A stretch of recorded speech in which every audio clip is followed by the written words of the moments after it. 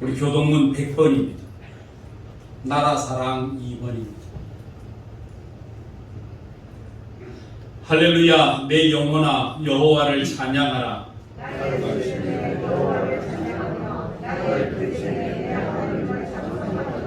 귀인들을 의지하지 말며 도울 힘이 없는 인생도 의지하지 말지니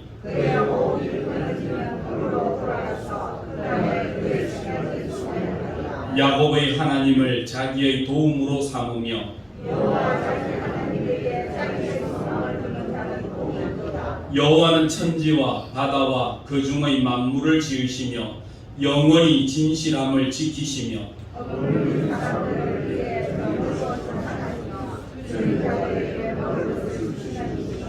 여호와께서는 갇힌 자들에게 자유를 주시는도다.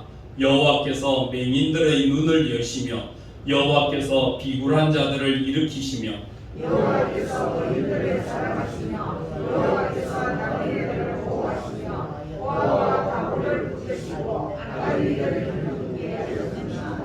아멘. 착석하시고 이진출 장로님 대표로 기도 인도하시겠습니다.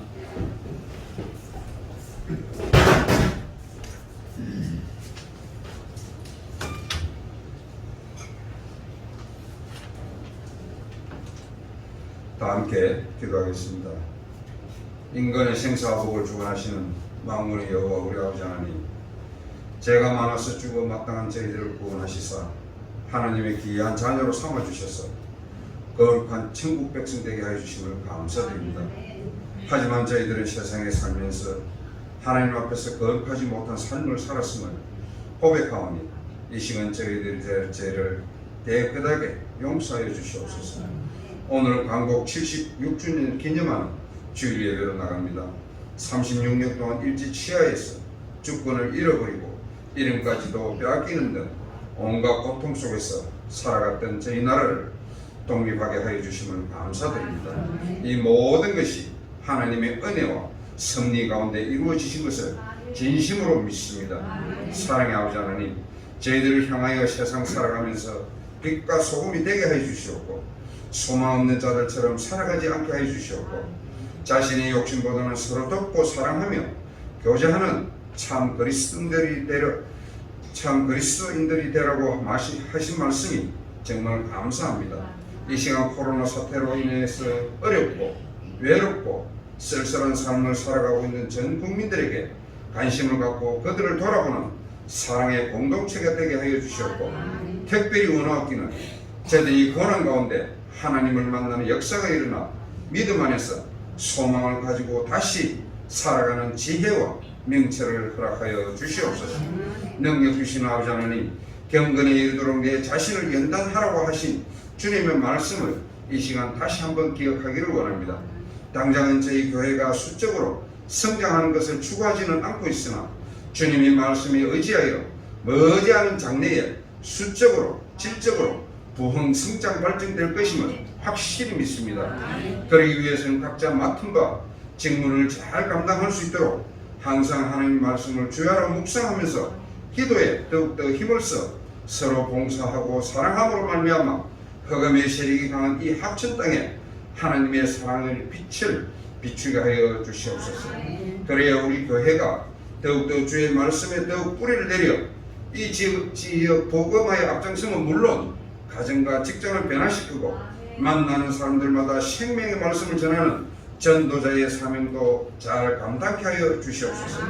이 시간 말씀 전하시는 목사님을 장중에 붙들어 주시옵고 한 주간 동안 준비한 말씀을 단위에서 선포하실 때에 한 말씀도 땅에 떨어지지 않고 저희들의 골수와 관절을 깨우쳐 병든 자가 일어나게 하여 주시며 믿음이 부족한 자가 새롭게 변화되며 힘들고 어려운 자가 희망과 소망을 갖게 하는 믿음을 허락하여 주시옵소서. 오늘 강곡 76주년을 기념하는 주일 예배 위에 성령님께서 함께해 주시옵고 아침 일찍부터 예배를 위해서 수고하고 애쓰는 성도님들의 수고와 봉사와 헌신이 헛되지 않도록 하나님께서 복의 복을 더하여 주시옵소서. 이 예배의 시종을 주님께 의탁드리옵고 만군의 여호와신 우리 주 예수 그리스도의 이름으로 기도드리옵나이다. 아멘.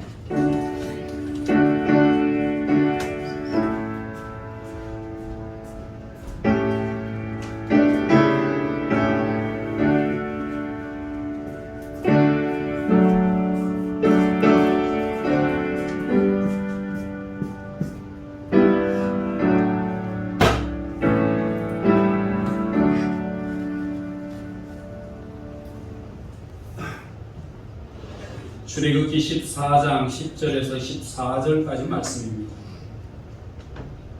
교독합시다. 바로가 가까이 올 때에 이스라엘 자손이 눈을 들어 본즉 애굽 사람들이 자기들 뒤에 이른지라. 이스라엘 자손이 심히 두려워하여 여호와께 부르짖고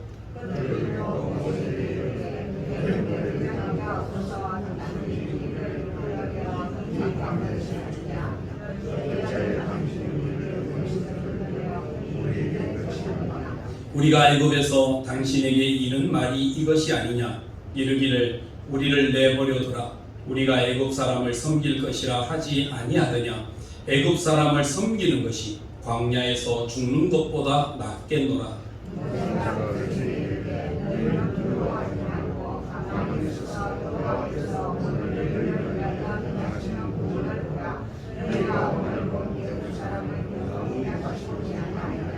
여호와께서 너희를 위하여 싸우시리니 너희는 가만히 있을지니라. 아멘. 우리에게 삶 속에 중요한 것이 있다면 자유라고 하는 개념입니다. 자유가 얼마나 좋았으면 이렇게 이야기합니다. 자유가 아니면 죽음을 달라. 그렇게 이야기합니다. 여러분, 우리가 자유의 가치, 자유를 달라고 이야기하는데 한번 물어봅시다. 자유가 어떤 겁니까? 자유가 뭐가 자유입니까? 자유라고 하는 것을 이야기하면서 많은 학자들과 철학자들이 자유론이라고 하는 책을 쓰면서 자유가 어떤 것인가 하는 것들을 많이 썼습니다. 밀이라고 하는 사람은 자유에 대해서 이렇게 이야기했습니다. 자유라고 하는 것은 자기가 하고 싶어 하는 것을 하는 것이 자유다라고 이야기했습니다. 그런데 그것만으로는 자유라고 할 수 없다. 자기가 하고 싶은 것을 하는 것이 자유인데 거기에 추가해야 될 것이 있다. 첫째는 내가 하고 싶은 대로 하지만 남에게 피해를 주지 않는 범위에서 해야 된다. 그 다음에 두 번째는 그 자유를 행하되 나에게만 유익이 아니라 국가나 주변에 유익을 줄 수 있는 행위가 되어야 그것이 진정한 자유라고 할 수 있다라고 이야기했던 공리주의자였던 밀의 이야기가 바로 이런 것입니다. 우리는 76년 전에 일제로부터 우리가 억압과 고통을 당했습니다. 저는 일본이 미워요. 36년 동안 이 나라의 그림자를 없애려고 우리의 글도 없애고 우리의 문화도 없애고 심지어는 이름조차도 바꿔가면서 여러분 일제가 그렇게 잔혹한 일을 36년 동안 하지 않았습니까? 그런 일제의 36년 하에 우리가 정말 자유를 얻었습니다. 여러분, 세상의 모든 나라의 역사를 살펴보면 어떤 한 나라가 상대방의 속국에 의해서 노예 생활을 하다가 자력의 힘으로 독립한 일은 세계 역사에 없습니다. 자력으로 해방을 얻지 못했습니다. 우리도 우리 스스로는 해방을 못 얻었습니다. 우리가 해방을 얻을 수 있었던 그 근거는 자유연합군들에 의해서 연합군들이 2차 세계대전을 종결시킴으로써 우리가 이겨냈고 또 대한민국 이 땅이 어떻게 될지를 알지 못할 때에 미국에 있었던 그 앞선 미국에서 활동하고 있었던 독립운동가들을 통해서 대한민국의 독립을 위해서 힘써서 대한민국의 독립과 주권을 세우도록 노력했던 그 결과가 미군이 연합군이 남한을 소련이 북한을 통치하도록 딱 나누었고 심지어 이승만 박사 같은 경우에는 우리나라 땅을 찾는데 우리의 그 땅 중에 독도도 전부 우리 땅이다 내 나라. 근데 일본은 저 독도가 조그마한 거 별로 쓸모없는 섬인데 뭐 가져가려고 하느냐. 그래도 안 돼. 저건 원래부터 우리 거였어 내놔. 그래가지고 억지로 빼앗은 그 땅이 독도도 우리 땅이에요. 그래서 독도도 울릉도도 다 대한민국에 편입시킴으로써 결국 이 남한 이 땅만 우리 진정한 자유를 누리게 되었습니다. 그럼 자유를 누리고 사는데요. 여러분 우리가 처음에 자유를 얻고 나니까 정치적인 자유는 얻었습니다. 육체적인 자유는 얻었습니다. 그런데 우리가 육체와 정치적인 자유만이 진정 자유인 줄 알고 이것을 잘못 사용하다가 방종하고 사용하다가 진정 자유의 가치대로 누리지 못해 우리나라 땅에 얼마나 혼란이 많았고 얼마나 다툼이 많았는지 모릅니다. 그래서 이승만 대통령이 국민들을 설득하면서 이렇게 이야기하지 않았습니까? 뭉치면 살고 흩어지면 죽는다. 국민 여러분, 마음을 흩트리지 말고 우리 뭉쳐서 이 나라를 살려야 됩니다 라고 국민들을 다독이고 모았던 그 유명한 말이 뭉치면 살고 흩어지면 죽는다 하는 그 말을 우리가 그때 이승만 대통령이 처음 사용해서 우리가 지금까지 왔습니다. 여러분, 진정한 자유를 정치적으로나 또는 육체적으로만 얻는 것이 여러분 이것이 진정한 자유는 아닙니다. 우리가 자유를 얻되 무엇에서 자유를 못 얻었는가 하면 첫째는 정신에서 우리가 자유를 못 얻은 것 같습니다. 정신적인 자유가 없습니다. 그래서 아직 일본에 대해서 제가 분명히 이야기했습니다. 저는 일본을 그렇게 좋아하지는 않습니다. 그런데 우리가 살아가면서 아직도 못 매여 못하는 거는요, 일본에 대해서 아직도 매여 사는 것 같아요. 그 열등감. 그래서 이번에도 뭐 이 올림픽이 지나갔지만 올림픽 경기에서 아나운서들도 이야기하고 뭐 국민들 스스로도 이야기, 한일전 이러면 목숨을 겁니다. 막 한일전만 목숨을 걸어가지고 올림픽에 메달을 못 따도 돼요. 한일전에서 지면 역적이 되는 거예요. 그래서 무조건 일본전에는 죽어도 이겨야 돼요. 만일에 올림픽에 나가서 어떤 결승전에 가서 일본이 금메달을 따고 우리나라가 은메달을 따면 메달 따는 기쁨이 아니라 일본에게 졌다는 것 때문에 완전히 역적이 되는 듯한 이런 느낌을 가지고 사는 것은 아직도 우리가 일본에 매여서 일본의 그 치하 속에서 우리가 헤어나지 못하고 있는 정신적 해방을 하지 못한 그런 삶은 아닌가. 여러분, 우리 정신대 할머니였던 우리 김복동 할머니도 뭐 정신대 할머니 하지만 그분은요 그렇게 이야기를 안 했대요.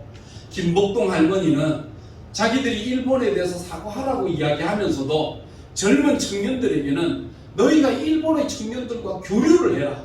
일본 사람들과 만나라. 그들과 단절되지 말고 교류를 하면서 그들에게 우리의 일들을 정확하게 이야기하고 너희가 일본과 만나면서 일본을 이길 수 있도록 너희가 건강한 사람이 되라라고 그렇게 할머니는 가르치셨대요. 그런데 우리는 아직도 친일이냐 반일이냐 하는 것이 아직도 76년 동안 내려 있는 것 같습니다. 여러분, 뭐 문제입니까? 정신적으로 해방이 아직 덜 됐다라고 하는 겁니다. 문화적으로도 우리가 이기면서 나가야 됩니다. 우리가 살아가는 것은요 정말 어떤 육체적인 정치적인 해방만이 아니라 우리 정신과 의식에서 해방돼야 돼요. 유대인들은 독일에 의해서 600만이나 죽는 이런 일들을 겪었습니다.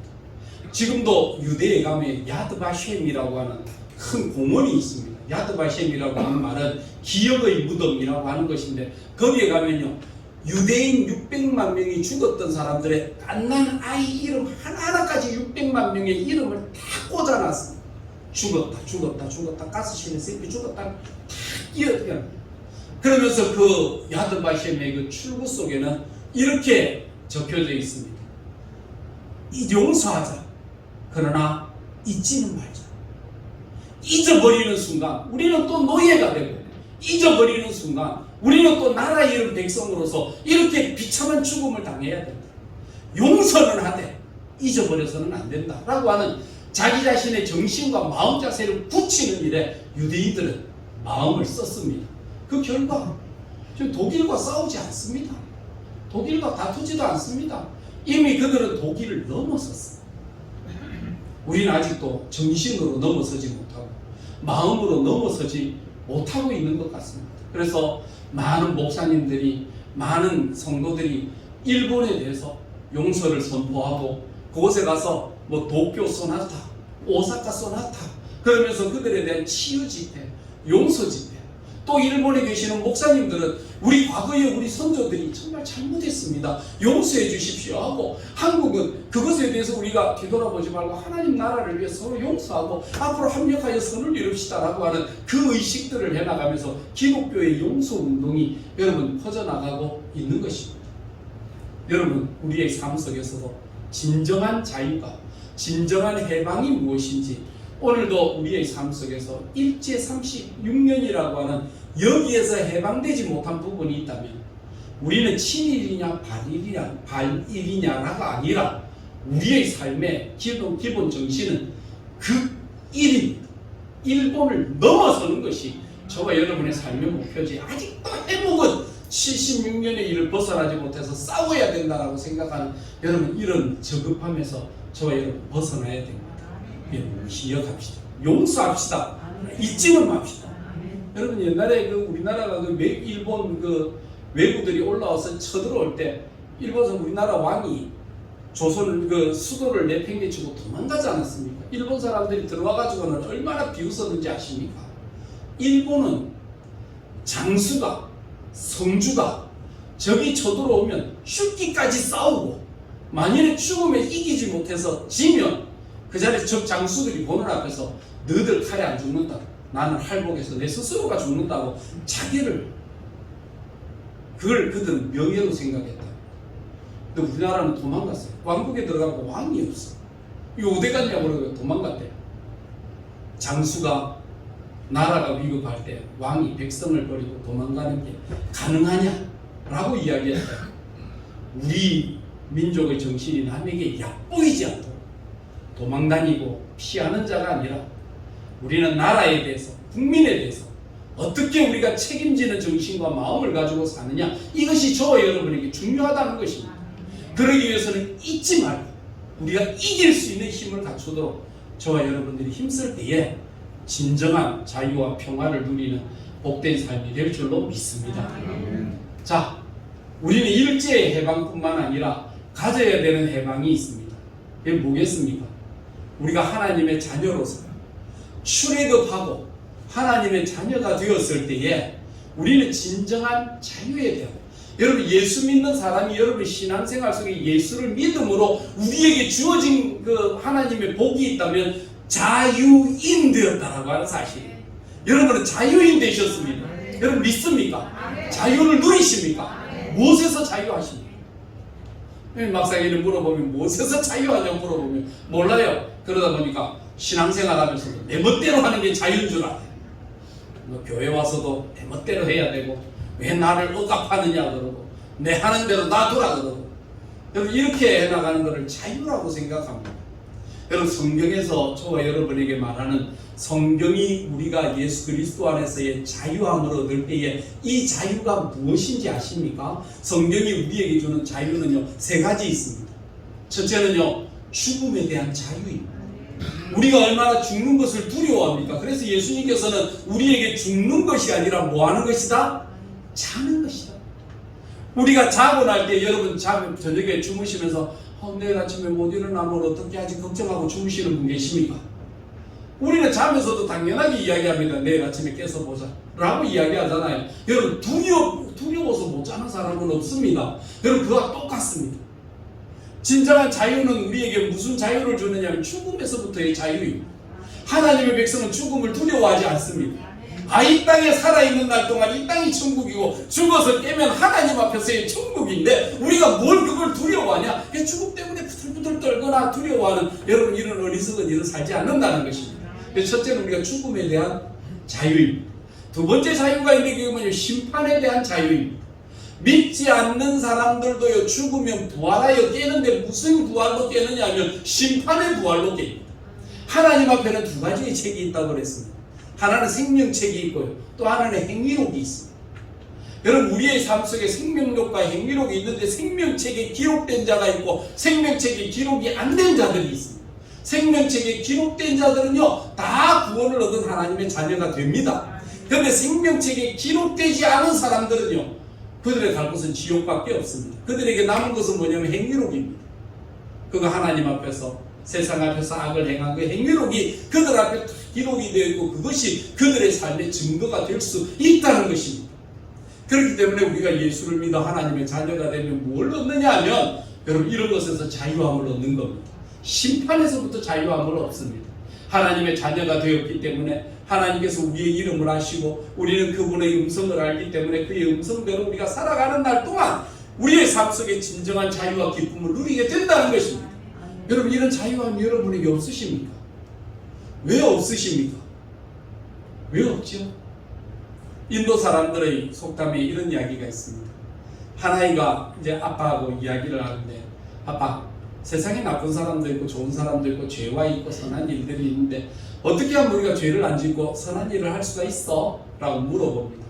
그러니까 아버지가 아이에게 이렇게 가르칩니다. 얘야, 사람의 마음속에는 검은 개가 있고 흰 개가 있단다. 흰 개가 검은 개를 이기면 우리 마음에 평안함과 기쁨과 즐거움과 선한 일이 나오지만, 그러나 검은 개가 흰 개를 이기는 순간 그때 우리 세상은 어두워지고 다툼이 있고 싸움이 있고 미움이 있고 악함이 일어나게 되는 거란다 라고 이야기를 했어요. 딸들이 또 묻습니다. 그럼 아빠, 나는 흰 개가 이겼으면 좋겠는데 어떻게 하면 흰 개가 이겨? 라고 이야기했습니다. 그럼 어떻게 하면 흰 개가 이깁니까? 어떻게 하면 흰 개가 이깁니까? 개를 안 키워. 흰 개가 이길 수 있는 방법이 있습니다. 그게 뭡니까? 흰 개에게 먹이를 주는 거예요. 검은 개에게 먹이를 주지 않고 흰 개가 먹을 수 있는 음식을 주면 흰 개가 먹고 힘을 얻어서 검은 개를 이길 수가 있다는 것입니다. 우리가 살아가는 날 동안 여러분, 우리에게 속한 영이 있습니다. 귀신 들린 사람이라고 이야기하는데, 귀신 들린 사람은 악한 영에 지배된 사람. 하나님의 백성들은요, 성령에 지배된 사람. 여러분, 두 영에 사로잡힌 사람이 오늘 우리 가운데 오늘 예배드리는 속에도 있습니다. 여러분, 악한 영에 사로잡힌 사람이 되지 말고 하나님의 성령에 사로잡힌 사람이 되면 여러분, 죄를 이길 수 있는 능력과 권세가 일어나게 되지 않습니까? 여러분, 그렇기 때문에 우리가 어떻게 죄를 이기기 위해서는 어떻게 해야 됩니까? 우리가 흰 개를 이기기 위해서, 흰 개에게 먹이를 주기 위해서 우리가 하나님의 말씀에 순종하고 그 뜻대로 따르고 그의 은혜대로 힘써 행하면 우리 마음속에 하나님이 주시는 힘과 능력으로 능히 죄와 싸워 이길 권세를 주신다는 것입니다. 이것이 우리의 마음속에 있어요. 그래서 세 번째가 뭡니까? 우리가 죄로부터 자유함을 얻는 것입니다. 이 죄로부터 자유함을 얻는 순간 우리 마음속에요, 사단이 우리를 지배하지 못하고 성령이 우리를 지배하시면서 우리가 능히 죄와 더불어 싸워 이기며 승리할 수 있는 하나님의 자녀가 되는 것입니다. 여러분, 귀신에 사로잡힌 자, 악한 영에 사로잡힌 자와 성령에 사로잡힌 사람의 특징적인 부분들이 어떤 것입니까? 여러분, 귀신에 사로잡힌 사람들의 특징이 로마서에 이야기하잖아요. 원망, 불평, 시기, 악독, 불만, 이런 것들로 가득 찬 거 이것이요. 그럼 귀신에게 사로잡히고, 목사님은 습관적으로, 태생적으로 좀 이래면, 아니요, 그 태생적이고 습관적인 게 아니에요. 귀신에게 사로잡히게 되면 우리가 하나님의 말씀에 순종하지 못하고 우리가 기적을 안 봤습니까? 은혜를 경험하지 못했습니까? 오늘 성경 말씀 속에 보면 10절부터 시작해서 12절까지 말씀에 보면 이스라엘 백성들이 애굽에 있을 때 10가지 재앙을 안 봤습니까?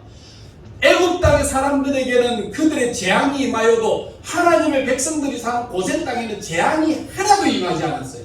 이스라엘의 역사의 그 미드라시라고 하는 책을 보면요, 모세가 물을 피로 만들 그때에 그 물마다 그릇에다가 물을 뜨면 물이 다 피가 되는 거예요. 그런데 이스라엘 백성들에게는요, 물을 뜨면 피가 안 돼.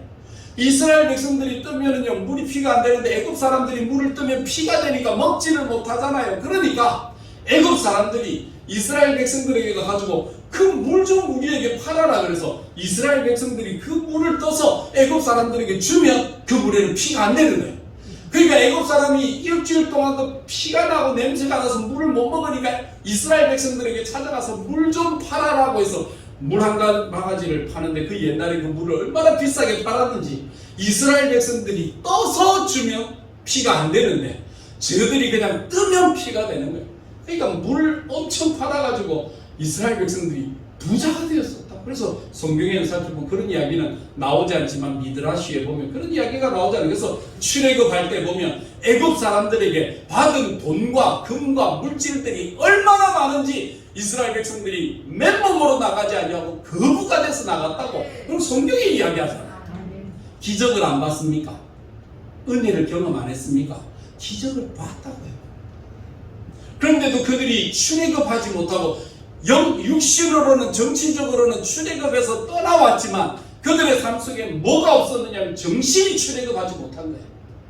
그러니까 이스라엘 백성들이 조금만 어려우면 무슨 일이 생깁니까? 10절, 11절, 12절 바로가 가까이 올 때에 이스라엘 자손이 눈을 들어 본즉 애굽 사람들이 자기들 뒤에 이른지라 이스라엘 자손이 심히 두려워하여 여호와께 부르짖고 여기서 부르짖었다는 것은 기도했다는 게 아니고요, 하나님 앞에 원망했다는 이야기입니다. 이렇게 원망했습니다. 그들이 또 모세에게 이르되 애굽 땅에 매장지가 없어 당신이 우리를 이끌어내어 이 광야에서 죽게 하느냐? 어찌하여 당신이 우리를 애굽에서 이끌어내어 우리에게 이같이 하느냐? 우리가 애굽에서 당신에게 이른 말이 이것이 아니냐? 이르기를 우리를 내버려 두라. 우리가 애굽 사람들을 섬길 것이라 하지 아니하더냐? 애굽 사람을 섬기는 것이 광야에서 죽는 것보다 낫겠노라. 얼마나 악한 말입니까? 여러분, 그 마음속에 뭐가 있다고요? 정신이 그들의 구원받음에 있어서 죄에서 출애굽하지 못하니까 그들의 입속에서 원망이, 불평이, 한숨이 얼마나 많은지. 아유, 왜 내가 예수를 믿어가지고, 내가 왜 교회를 와가지고, 내가 왜, 아니 내 보고 가만히 좀 내버려두라 놔니까 내로 왜 시켜라고 내를 이렇게 괴롭게 하느냐. 가만히 놔두라고. 여러분, 이스라엘의 이 모습들이 저 여러분들의 모습은 아닙니까? 우리는 늘 원망해요. 불평해요. 출애굽하지 못한 사람의 특징, 아직도 성령에 매이지 아니하고 아직도 악한 영에 매여 사는 영적으로 출애굽하지 못한 백성들의 모습은요, 육신적으로는 우리가 세상에서 출애굽해서 교회 왔잖아요. 하나님의 자녀가 되었지만 영적으로 출애굽하지 못하니까 우리는 어려운 일을 당할 때마다 원망하고 불평하고 한숨 쉬고 차라리 옛날이 더 좋았다, 옛날에가 더 좋았지 지금은 좋지가 않아 라고 이야기하는 이런 어리석은 말들을 하게 된다는 거예요. 그렇기 때문에 우리가 진정한 자유인이 되지 못하고 살아가는 것은 죄에서 자유함을 누리지 못하기 때문인 것입니다. 예전에 한 분이 군대 갔다 오신 분 이야기를 들었죠. 그분은 이제 군대 생활하면서 그때 아주 옛날에 한 70년대에 군대 생활을 이제 한 번씩 이제 행군을 나가면, 그리고 막 이제 야외 나가서 이제 배낭을 치고 이제 야행 들어가면 한 뭐 일주일씩 보름씩 막 나가 있는데, 근데 한 일주일쯤 돼가면 무슨 일들이 생기는가 하면 가질 보급품들이 떨어지는 거예요. 뭐 지금이야 뭐 황금마차가 와가지고 뭐 살 수도 있고 뭐 나눠주기도 하지만 그 당시 황금마차가 어디 있어. 그냥 나가면 고생하는 게 당연한 줄 알고 나가서 그 텐트 치고 땡볕에서 괴로움 속에서 내가 사는데, 그 속에서 나가서 일주일쯤 지나다 보면 보급품이 떨어지기 시작하면 가져온 게 떨어져요. 가져왔던 술도 떨어지지요. 가져왔던 다른 거는 다 괜찮은데, 딴 거는 모르겠는데 소대원들 전체가 담배 피우는 꼴초들인데 담배가 떨어지니까 막 죽겠더라. 막 서로가 막 신경이 날카롭고 막 원망이 불평이 생기면서 막 서로 불평하고 막 그러다가 이제 소대장이 한 번씩 지나가다가 그 소대원들 뭐 담배 못 피우고 있으면 불만이 팍한 게 보이잖아요. 그럼 소대장이 지나가다가 담배 한 갑을 툭 던져주고 가면 그것 때문에 막 소대가 막 난동이 난대요. 물고 뜯고 싸. 나도 빨리 한 모금 해가지고 뺏어가고 그 모습을 보면서 자기가 느끼면서, 내가 학창시절 때에 담배를 피우면 무슨 행복이 있고 담배를 즐기면 나에게 무슨 유익이 있다고, 내가 그때 그 담배를 배우는 그때로부터 시작해서 담배에 매여 담배의 종이 돼가지고 담배를 한 대 피운다고 더 행복한 것은 아닌데 담배를 안 피우게 되면 불행하게 되는 이런 습관을 얻었다는 거예요. 그럼 그게 행복하지 않는 습관, 그게 중독이라는 거예요. 내가 이것을 한다고 더 행복해지는 것은 아닌데 안 하면 불행해지는 거예요. 여러분, 죄가 뭡니까? 죄를 짓는다고 더 행복해지는 것은 아니에요. 그런데 그걸 안 하면 불행해지고 금단이 나타나요. 그게 죄라는 거예요. 여러분의 삶 속에 나쁜 습관이 있어요. 안 좋은 것이에요. 그럼에도 불구하고 그걸 안 하면 안 되는 거예요. 그래서 칸트는 자신의 삶 속에 이렇게 이야기했어요. 인간에 있어서 행복론이 무엇인가라고 하는 칸트의 행복론에는 우리가 살아가면서 기호라는 게 있대요. 우리가 커피를 마시면 어떤 사람은 라떼를 마시고 어떤 사람은 에스프레소를 마시고 어떤 사람들은 아메리카노를 마시고 이렇게 마신대요. 기호의 식품에 따라서. 그런데 기호를 생각하면서 나는 라떼를 선택해, 나는 에스프레소를 선택해, 나는 뭐 또 아메리카노를 선택해, 나는 이런 걸 선택해 함으로써 내가 마치 자유함을 누리는 것 같지만 아니라는 거예요. 그건. 그거는 내가 자유함을 누리는 것이 아니라 이미 사람들로부터 에스프레소, 라떼, 그리고 아메리카노를 만들어 놓은 것 속에서 하나를 내가 건졌을 뿐이지 그것이 내가 자유롭게 선택하는 건 아니라는 거예요. 진정한 자유는 내가 이거를 해도 되지만 안 해도 별 상관이 없는, 내가 그것 때문에 내가 뭘 해야 되고 안 해야 되고 이런 개념은 아니라는 거예요. 내가 꼭 못 먹으면 안 되는. 그래서 사람들이 살아가면서 이것 아니면 안 되는 것이 아니라 내가 그걸 해도 되지만 그걸 안 해도 되는데 내가 굳이 그걸 함으로써 내가 하나님 앞에 주신 자유함을 잃을 필요가 뭐가 있냐. 그래서 나는 그것을 선택하지 않는다라고 이야기하면서 칸트가 이야기하는 행복론은 내 삶 속에 주어진 나의 본분, 내가 해야만 하는 나의 규칙, 그것을 어기지 않고 실천하는 것, 이것이 바로 자유다. 그래서 칸트는요, 비가 오든지 눈이 오든지 뭘 하든지, 여러분 칸트의 유명한 게 뭡니까? 딱 제 시간에 맞춰서 산책하는 거예요. 그러니까 칸트가 그 시간에 산책 나가면요, 사람들이 칸트가 지나가는 거 보고 시계를 맞추면 지금 5시다. 지금 칸트가 지나가는 거 보고 5시다. 그걸 아는 거예요.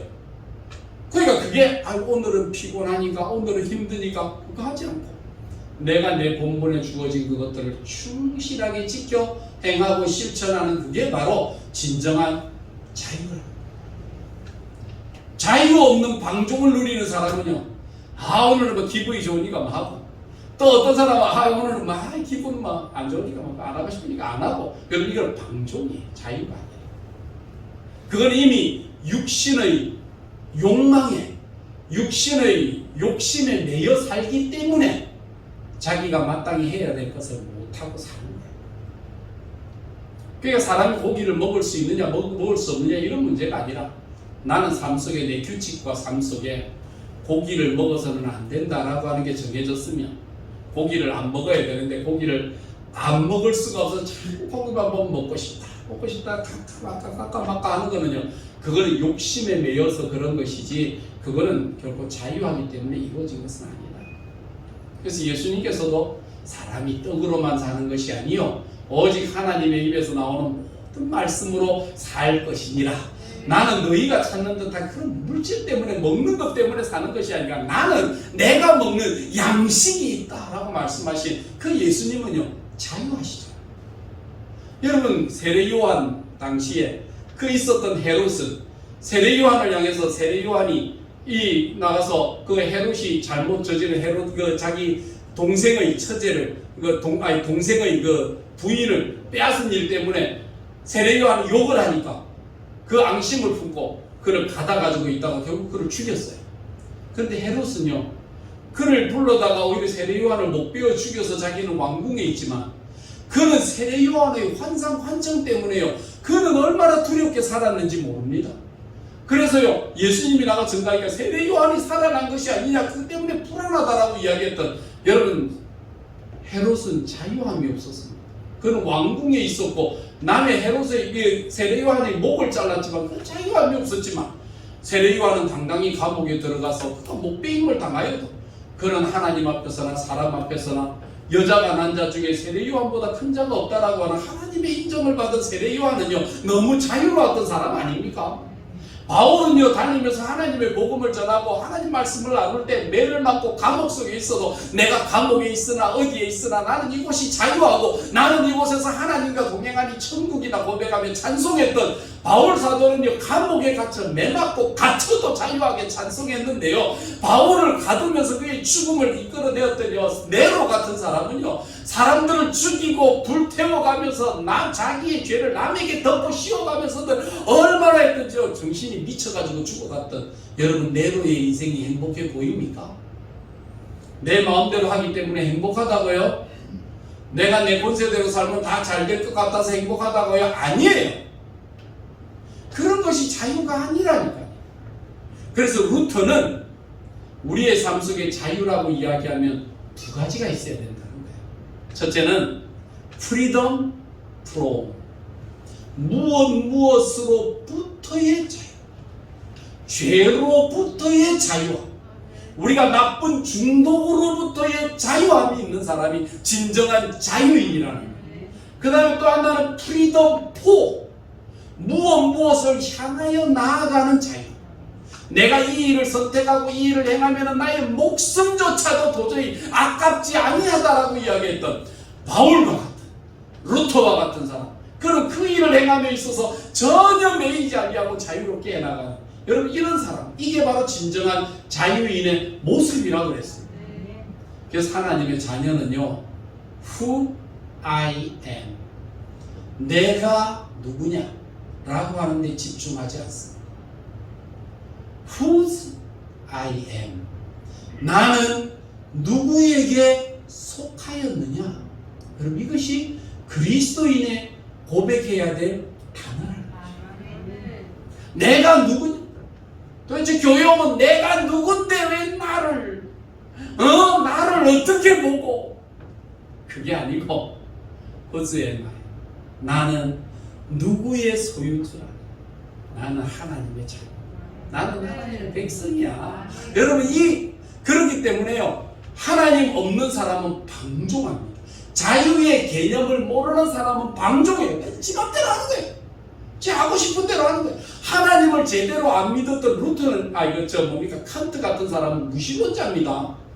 무신론자이지만 그는 내가 가지고 있는 내 본성과 내 삶의 의미를 알아서, 내가 날씨 핑계 되지 아니하고 기분 핑계 되지 아니하고 나는 늘 내가 하는 그 규칙대로 나는 그대로 살아간다라고 이야기하는, 여러분 루터는요 1년 365일 동안 시간 한 번 바꾸지 않고 자기가 규칙적인 삶을 살았다는 거 아닙니까? 하나님의 백성들이 진정한 자유함이 있고 육신에 매이지 않으면 우리가 주의를 지키는 문제나 예배하는 문제나 기도하는 문제나 하나님을 섬기고 봉사하고 섬기는 문제나 그걸 기분에 매여가지고 기분의 종이 돼가지고 감정의 종이 돼가지고 하고 싶으면 하고 안 하고 싶으면 안 하고 좋을 때는 웃고 안 좋을 때는 인상을 쓰고, 그런 감정의 노예가 되어 사는 게 아니라는 겁니다. 하나님의 자녀는요 자유예요. 그런 것에서 진짜 웃는다고 웃는 것이 아닙니다. 가치를 알아야 돼요. 가치를. 웃어서 여러분 천박한 웃음도 있잖아요. 웃는다고 웃는 것이 행복한 것이 아니에요. 그 웃음이 웃음되게 만드는 깊은 내면의 값어치라는 게 있어요. 그래서 그 깊은 내면의 값어치로 웃을 때의 그 웃음이요 정말 아름다운 거고 가치 있는 거예요. 돈이 소유가 가치가 아닙니다. 그 돈은요 사용되는 그곳이 가치입니다. 여러분 그 가치를 모르면 가지고 있다고. 한 번 목사님이 자기 교회 그 권사님이 병원에 입원했는데 너무 오래 있었대요. 너무 오래 있어서 아이고 권사님 하나님 좀 빨리 낫게 해주시지 어디까지나 저렇게 오래 있어야 되나. 신방을 가야 되는데 신방도 가기에 미안해가지고 못 갔대요. 그래서 어렵게 시간 내서 부교육자들하고 같이 위로해야 되는데 어떻게 위로해야 되나. 기도를 했는데 왜 응답이 없노.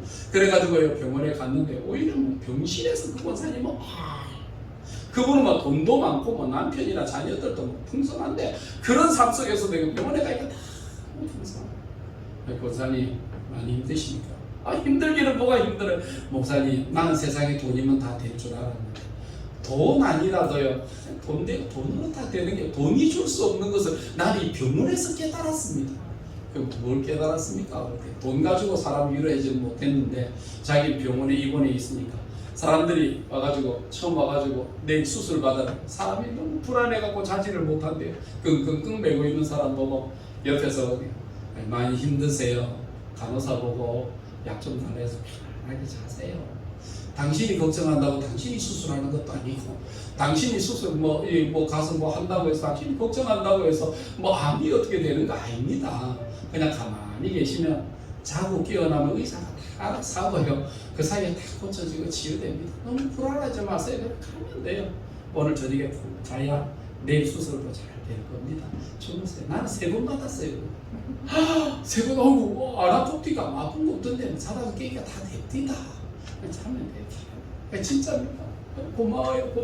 그 말이 위로가. 수술 안 해본 사람이 수술 안 돼 3번 수술한 사람이 한 3번 했다가 위로가 되더래요. 어떤 사람 병원에 가서 한 달 동안 입원해 있는데 한 달 동안 입원해 있는 동안에 빨리 퇴원이 안 된다고 짜증을 내는 거예요. 그러니까 그분이 가서 뭘 그래 짜증내고 힘들어 하십니까? 아이고 짜증낸다고 해서 나가고 들어오고 싶었는데 들어옵니까? 선생님이 가라 해야 가는 거지. 나는 여기 6개월 동안 지금 일하고 있습니다. 아이고 6개월 동안 집에서 어떻게 있어요? 아 그래도 여기 마음 편하게 그냥 하나님하고 같이 뭐 은혜 속에 사니까 나는 여기 있어도 천국이 즐거워요. 그러니까 아 6개월 있는 사람도 저래 했는데 한 달 갖고 나가 있는 것도 아니네. 위로를 받고요. 그 명실에 웃음이 넘치더랍니다. 그 권사님은요 자기가 집에서 얻지 못하는 거, 그 병원에 있으면서 돈 가지고 못하는 거, 그 병원에 있으면서요 진정한 자유의 가치, 정말 소중한 가치를 병원에서 경험했다는 것입니다. 뭐가 그래 걱정이에요? 가치는 소유가 아닙니다. 가치는요 진정한 그것의 값어치를 아는 것, 그리고 그것을 누리는 것. 여러분 이것이 진정한 가치입니다. 누리십니까?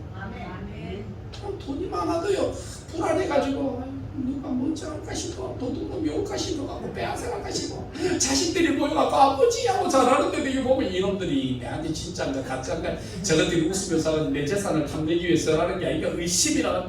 그래서 자식을 그렇게 의심해가지고 되겠어요 그래.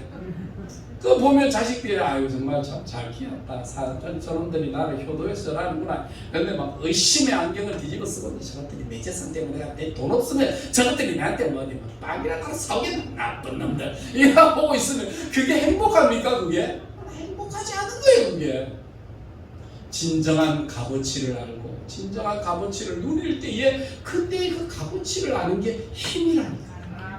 이것이 자유입니다. 이스라엘 백성들 보세요. 얼마나 불평이 많습니까? 여러분 이게 뭡니까? 출애굽하지 못했어요. 이스라엘 백성들은요 여기서뿐만 아닙니다. 그들이 나중에 그 광야에 들어가서 가나안 땅에 들어가는 그 순간에도요 정탐하고 돌아와서도요 불평하고 악담하고. 여러분 가장 불신앙의 핵심이 뭔지 아십니까? 원망과 불평. 원망과 불평은 뭐라고요? 결국 불신앙입니다.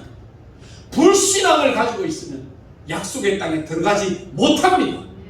원망과 불평의 인생이 아니라 하나님을 믿고 신뢰하는 감사의 인생들만의 약속의 땅에 들어가는 거예요. 12명의 정탐꾼이 갔다 와서 10명은 악함하고 불평하고 차라리 장군을 하나 세워서 우리 땅으로 돌아가자 할 때 여호수아와 갈렙만 그리하지 마라. 하나님이 우리에게 맡기셨다. 하나님이 우리와 함께 하시면 능히 우리가 이길 수 있느니라 했다. 여러분 이 말 속에서요 여러분 얼마나 불신앙이 죄인지 아십니까? 여러분 이스라엘의 불신앙이 죄이듯이 오늘 하나님의 백성들이 출애굽하지 못해서 정신적으로 영적으로 불신앙에 사로잡혀서 죄 짓는 사람들 많이 있습니다. 왜? 자유가 없죠. 세상에 매여서 악한 것에 매여서. 우리가 성경에 보면요 성경에 보면 복음서에도 보면 그 우리가 하나님을 보는 눈들이 달라요. 마태복음에는 보면 마태복음 유대인들을 대상으로 썼기 때문에 유대인들 구약 성경에 보면 하나님을 어떤 하나님이라고 이야기합니다. 어떤 하나님? 구약 성경에는 하나님을 어떻게 표현했냐면 거룩하신 하나님이라고. 그래서 마태복음에는 하나님을 이야기할 때 거룩하신 하나님이라고 이야기해요. 누가복음에는 보면은요 어떤 하나님이 이야기하느냐 위로의 하나님이 있어요. 우리가 억압당하고 고통당하는 이 종되었던 큰 데에 있는 그들에게 하나님은 위로의 하나님으로 오셨어요. 그들을 위로하시고 사랑하시고 품어주시는 위로의 하나님으로 표현해요.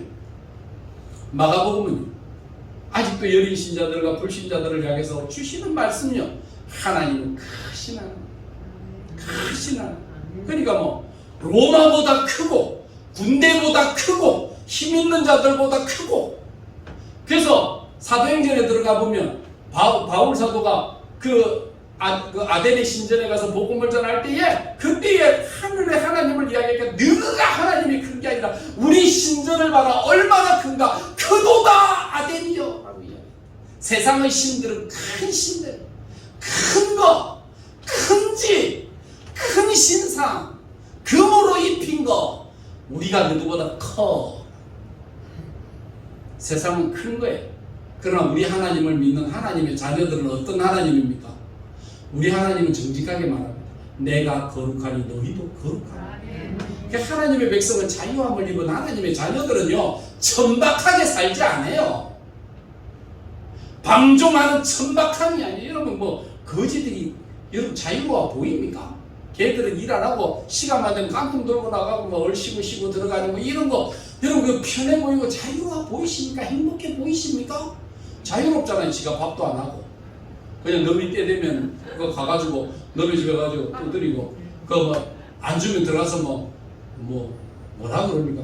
회방하고 침 뱉고 안 주면 쳐들어간다 뭐 이래가지고 밖에서 내놔라 그러고 여러분 좋아 보입니까? 그게 자유입니까? 방탕과 방종을 자유와 바꾸지 마십시오. 진정한 자유는요 품위가 있습니다. 얼마나 믿음 생활에 품이 있는지 모릅니다. 얼마나 신앙생활에 품위가 있는지 모릅니다. 예수 믿는 게를 천박하지 않아요. 예수 믿는 사람이 값어치 없지 않습니다. 그냥 모든 일 속에서 그냥 하나님이 은혜 가운데 돌보시고 하나님이 세우시고 여러분이 기도할 때마다 하나님은 내 기도를 안 들어주신다. 맨날 큰 하나님 큰 하나님 큰 하나님 많으니까 좀 주시면 안 됩니까? 큰 하나님이 아니고 어떤 하나님? 거룩하신 하나님. 커요. 하나님 크세요. 천하 만물을 창조하시고 그걸 지배하신 하나님 크신 하나님 맞습니다. 그렇지만 우리가 진정으로 알아야 될 하나님은 거룩하신 하나님이시죠. 그래서 내가 거룩하니 너희도 거룩하라 그랬잖아요. 예수 믿는 사람 좀 품위 있게 예수 믿어요. 내 맘대로 막 하고 싶으면 하고 말고 싶으면 말고 되고 싶은 거 그런 기분과 감정에서 그러니까 천박하게 예수 믿는 거예요. 그래서 품위가 없잖아요. 예수 믿어도. 그 우리가 예수 믿고 하나님의 자녀가 되면 진짜 거룩하게 봐도 은혜가 되고 말 한마디가 은혜가 되고 참 본받고 싶고 닮고 싶고 따르고 싶은 여러분 이 은혜로운 삶들이 저와 여러분들에게 있다니까요. 그래서 예수 믿어서 진정한 자유함을 얻은 자유인이 된 신앙인에게는요 그 기쁨이 있어요. 모세가 이스라엘 백성들이 떠들면서 이렇게 외치는 가운데서도요 모세는 뭐라고 그랬습니까? 모세가 준 4마디 말을 오늘 잘 기억하셔야 됩니다. 오늘 13절 말씀에 첫째는 두려워하지 마라. 뭘 그래 두려워하냐? 우리가 뭐 때문에 두렵습니까? 죽을까봐 두렵잖아요. 이 이스라엘 백성들이 뭐가 두렵습니까? 죽을까봐 두렵잖아요. 우리가 아까 자유함을 얻는 3가지 뭐라 그랬대? 첫째는 죽음에서 자유함, 둘째는 심판에서 자유함, 셋째는 죄에 대한 자유. 여러분 죽는 게 두려우십니까? 목사님 죽는 거는 두렵지 않은데 지금은 좀 안 있으면 좋겠어요. 왜 지금은 안 되죠? 뭐 숨타났습니까? 남편 모르게 단노못이 들어오는 게 있습니까? 아니면 뭔가 이런 남가놓은 게 꼬불 쳐놓은 게 알고 이러다가 딱 죽고 나면 저거 누가 차지할 거 그게 두렵습니까? 아직도 안 가본 데가 있습니까? 아직도 안 먹어본 게 있습니까? 뭐가 두렵죠? 아이 무슨 천국 가는 건 확실한데 천국 가는 것보다 조금 더 살았으면 좋겠습니다. 아직도 남가둔 게 있습니까? 여러분 그것 때문에 목매달아 사는 인생이 아닌 여러분 우리는 이미 자유로워지면 죽음에서 자유롭잖아요. 그래서 성경에 바울 사도가 뭐라고 그러냐? 두려워하지 마라. 이것도 두려워하지 마라. 염려하지 마라. 나사로가 죽었을 때도 예수님이 야이로의 딸이 죽었을 때도 예수님이 두려워하지 마라, 걱정하지 마라, 죽은 것이 아니라 잔다 그랬잖아요. 여러분 우리 자는 줄 믿습니다. 여러분 오늘 보고 뭐 다음 주에는 안 보이면 사다가 그냥 또 딴 데 가서 깼구나 이런 생각하면 되는 거지. 얼굴 죽었다고 아이고 나이도 젊은데 아깝다. 아깝기는 뭘 아까워요? 하나님이 주신 사명 다 하고 간 겁니다. 갓난아기가 태어나서 죽어도요 아이고 나이 어려 아깝다 하지 마세요. 하나님이 그의 생애만큼 주신 사명을 다 감당하고 간 겁니다. 그 죽음의 문제는요 하나님께 속해져 있고 그가 왔다 간 건 사명 다 하고 간 겁니다. 너무 염려하지 마세요. 죽음 앞에 너무 우리가 막 애달복달하고 막 발버둥 치고 내 죽음은 다 가고 가죠. 여러분 그 예수 안 믿는 사람들이라는 것이고 예수 믿는 사람은 천국 관성 예배도 드리고요. 며칠 후 요단강 건너가 만나리. 여러분 김한란 박사는 돌아가실 때에 내 앞에서 울고 그걸 짜지 마라. 내가 죽고 나면 행진가를 불러달라. 나는 천국에서 깰 것이다. 그럼 이런 믿음 정도는 있어야 될 거 아닙니까? 얘는 죽음에서 이런 거는 모세가 이야기해 두려워하지 마. 두 번째로 준 게 있습니다. 가만히 좀 있어요. 그냥 시끄러워요. 시끄러워요. 감옥에 있을 사람이 감옥에 안 들어가고 밖에 나와 있으니까 자꾸 시끄러운 거예요. 감옥에 있을 사람이 감옥에 들어가 있으면 조용합니다. 감옥에 안 들어가고 나와 있으니까 시끄러워. 가난해야 될 사람들이 어찌어찌하면 부자가 되고 나면 그것 때문에 시끄러워요, 세상에. 여러분, 우리의 삶 속에 왜 시끄럽습니까? 하나님의 백성이 왜 시끄러워요? 시끄러울 필요가 없어요. 그냥 우리는 하나님 앞에 기도하고, 여러분, 우리가 일을 한다고 내가 뭘 노력한다고 길을 한자나 더 할 수 있겠습니까? 할 거 없어요. 여러분, 내가 이야기했잖아요. 세상의 역사 속에 종되었던 민족이 스스로의 힘을 빌려서 스스로의 힘을 가지고 해방한 민족은 하나도 없습니다. 역사에 유일하게 이스라엘 백성들만 해방을 입었는데 자력 구원이 아닌 하나님의 능력으로 구원을 입었다고요.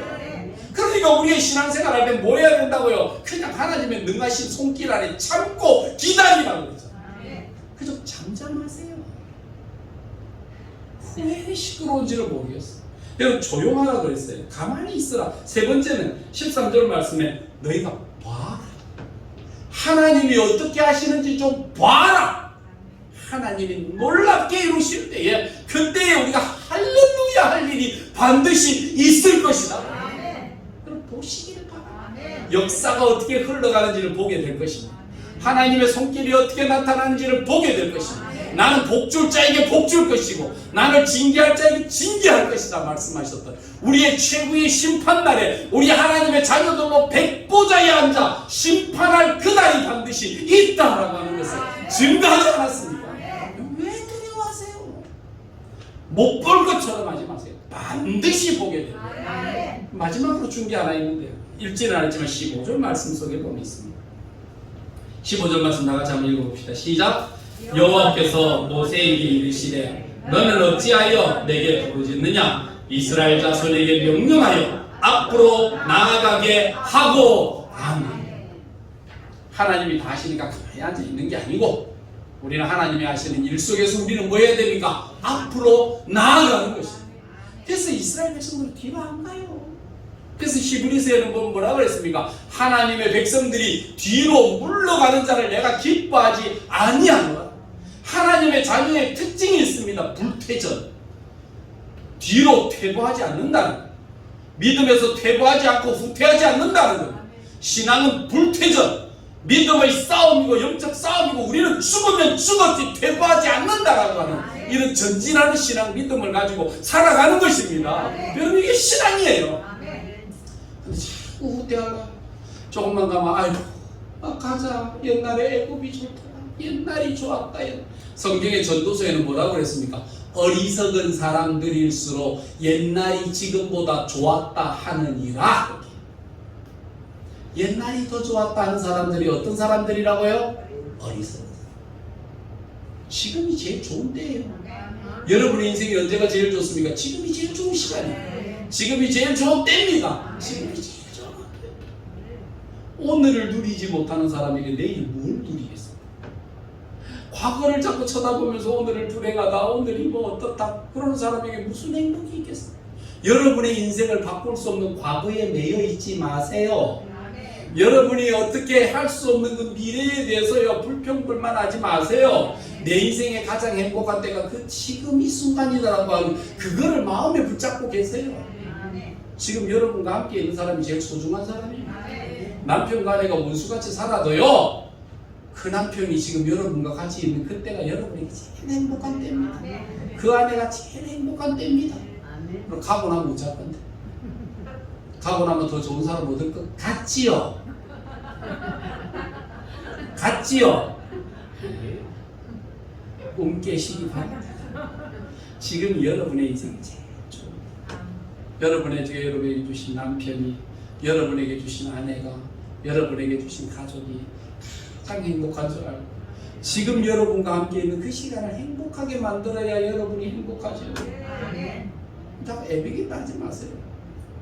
맨날 우리 교회도 혼자 계시는 분들이 계신데 아이고 그런 사람이라도 좀 있었으면 좋겠다 하는 사람 있다니까. 그러니까 지금이 제일 행복한 때가 지금이 제일 좋은 때, 오늘이라고 하신 주어진 이 날이 내게 가장 행복하요. 그래서 하나님의 백성은 오늘을 행복으로 삼아서 어떻게 앞으로 전진해 나가는 믿음으로 살아야 되지, 날마다 뒤로 물러가는 생활을 하면 하나님이 기뻐하시지 아니하신다라고 말씀하셨다는 거예요. 이것이 바로 하나님의 백성인 저와 여러분이 가져야 될 자유의 참다운 의미. 내 마음대로 하는 게, 내 감정의 종이 되어 감정에 매여 사는 것이, 내 기분에 매여 사는 것이, 여러분 그게 아니에요. 그런 품위가 없잖아요. 거룩하다는 것은 어떤 환경 속에서 하나님이 내게 주신 본분, 사명. 그래서 우리가 살아가는 것은 두 가지 사명, 프리덤, 프로, 그것으로부터 자유하고, 프리덤 포, 그것을 향해서 나아가. 내가 누군데 하는 정신을 버리고 내가 어디에 소속되어 있는데, 나는 하나님의 백성이고 하나님의 자녀로 소속되어 있는데 내가 무엇 때문에 두려워하고 걱정하겠느냐 라고 이야기하는 이 신앙을 가지는 게 저와 여러분이 진정한 자유인의 삶을 산다는 것을 기억하시기를 바랍니다. 여러분, 방종을 자유라고 생각하지 마세요. 우리가 자유함을 입은 건 세 가지입니다. 성경이 이야기하는 자유의 개념은 우리가 자유인이 되었다는 것은 첫째는 죽음에서부터의 자유함을, 두 번째는 심판으로부터의 자유함을, 세 번째는 죄로부터의 자유함을 우리가 입었다는 사실을 바라보며 우리는 승리하는 믿음을 소유합니다. 저와 여러분들 되시기를 주님의 이름으로 축원합니다. 기도하겠습니다. 거룩하신 하나님, 자유의 의미를 모르고 방종하는 것이 자유이고 방종하는 것이 나를 남들에게 보여주는 힘이고 근거인 것처럼 잘못 살아왔음을 주님 앞에 고백합니다. 진정한 자유인이 되지 못하여 아직도 노예 생활에 벗어나지 못하여 과거에 집착하고 매여서 원망, 불평, 짜증으로 살아가는 어리석음에서 벗어나게 하여 주시고, 그리스도 예수 안에서 진정한 자유가 무엇인지를 깨닫고 그리스도 예수 안에서 참 자유를 얻으며 나가는 하나님의 귀한 백성들이 다 되게 하여 주옵소서. 예수님 이름으로 기도드리옵나이다. 아멘. 이제는 죄와 사망에 매여 두려움과 공포 속에 살아가는 우리들을 위해 십자가 위에 친히 다 해결해 주시고 아들의 이름으로 구원받게 하도록 길을 열어주신 우리 주 예수 그리스도의 은혜와 하나님의 사랑을 그 아들의 희생을 통해 보여주시고 그 사랑을 믿는 자들마다 구원해 주시는 하나님 아버지의 무한하신 사랑하심과 갈 바를 알지 못하는 우리에게 오셔서 악한 영에 매이지 아니하고 하나님의 영에 매여 선하고 거룩한 길을 친히 가르치시는 성령 하나님의 놀라우신 역사가 우리가 해방을 맞이하여 정치적인 그리고 육신적인 해방만이 아닌 예수 그리스도를 믿어 영적인, 정신적인, 삶의 문화적인 면에 진정한 해방을 맞기를 원하는 하나님의 자녀들 머리머리 위에 그들의 가정과 자녀손들 위에 이제로부터 영원토록 함께 있을지어다. 아멘.